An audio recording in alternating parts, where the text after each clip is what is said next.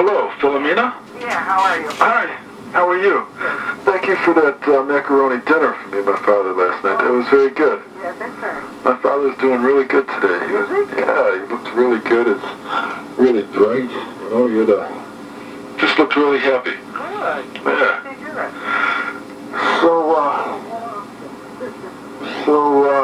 You know, what you were talking about, you know, last night, I didn't want to talk, you know, but that was,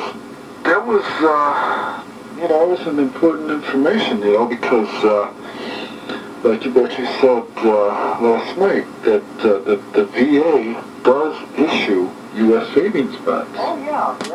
Because, you know, the attorney, my father's attorney, he's been trying to tell me the VA doesn't issue U.S. savings bonds. They do too. You know, and I couldn't believe that. Maybe not now, but I don't know, when, of course, this is going back, about 35 years ago. Mm-hmm. Well, that's when my father was receiving his money. But another thing you said was that yes, you know, let's say, you know, that the VA had issued U.S. savings bonds, and it probably would seem that way because my father's and mother's income tax returns, they don't show any, you know, income from the VA going into the banks or interest being paid on any money going into the bank for my father. And then all of a sudden in 1973, they've got my father's Social Security, my father's name first appears, and then it's my Social Security number. As you know him, you knew him, right? And you knew that he always wanted to live with his family. And he wanted his family to benefit from that VA money. Isn't that right? So they must have forced him. And then you were telling me about some insurance policy that my mother's sister Rose Pezzino had taken out on my father. And who did they make the beneficiary? I don't remember if your mother was made beneficiary or your father wrote this letter. I don't have the letters. I kept most of the letters, but some of the letters I threw out. Your father wrote. You have some, you think? I don't think so. That's what I've been going through all my old mail, but well, that'd be something if you could find some. I think I threw him out where he wrote to my mother and asked them to take insurance on him because Rose, you know, your aunt there, took insurance out. See, those years you were able to take insurance out on a veteran. But he wanted his mother and father to be the beneficiary. Yeah. But see, it didn't go that way. He evidently your mother and your aunt made them beneficiary or made them, you know, themselves beneficiary. But the insurance policy is still in effect. It's not. It could be still in effect. I don't know. Because the laws have changed and the government has done so many different things. You know. They've dropped a lot of these insurance. But if it's still in effect, the beneficiary would probably be your aunt. Like I say, you know, after so many years, they've changed everything. You know, whoever is beneficiary. Of course, whoever was beneficiary then is still beneficiary now. But what the government did, they changed a lot of those insurance policy at that time. I think it was for about I can't remember if it was something similar like $5 a month. You know, it was real cheap. You could take a $50,000 insurance policy.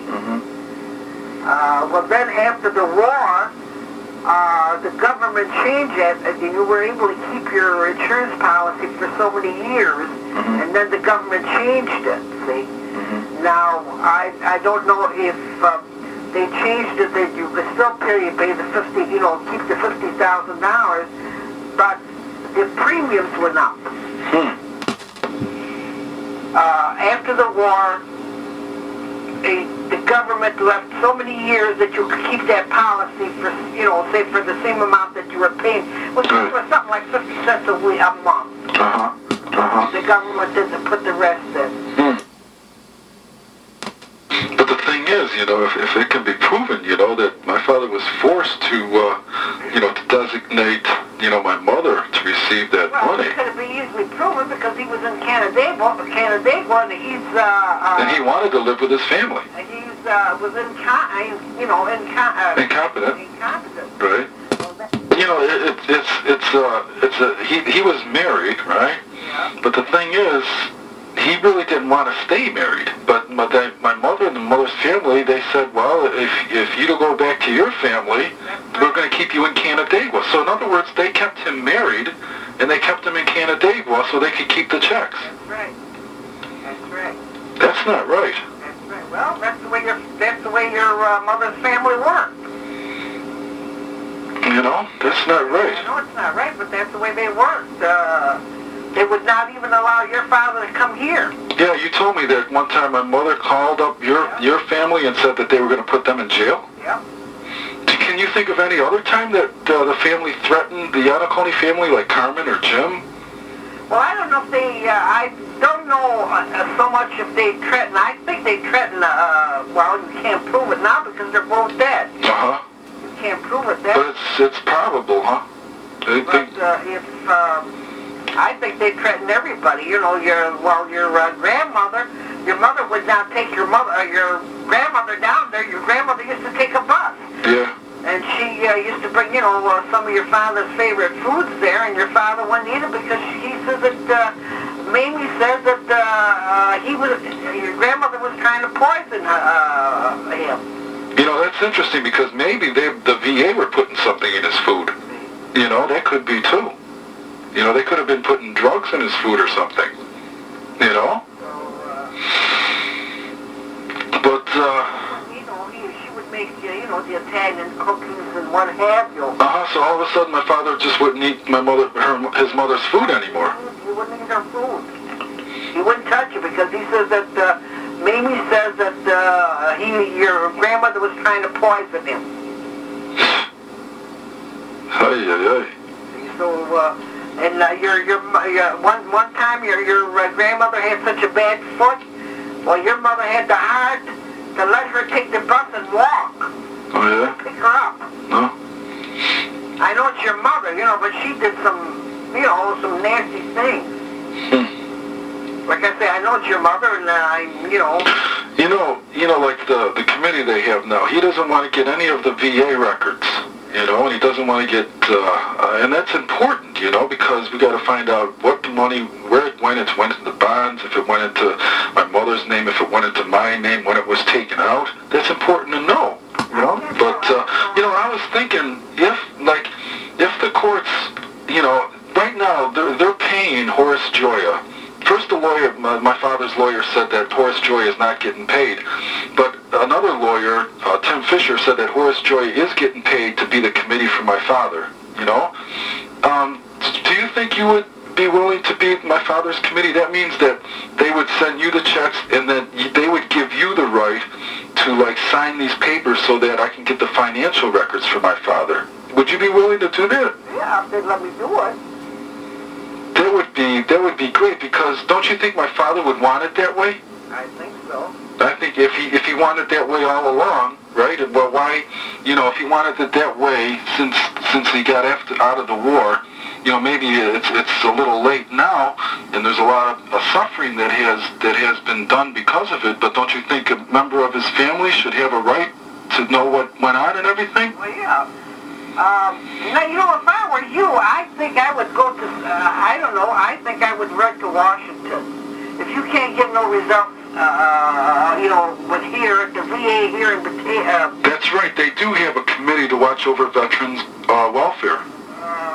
Right? Now, do you remember where your father served? What does his discharge say? Where did he serve?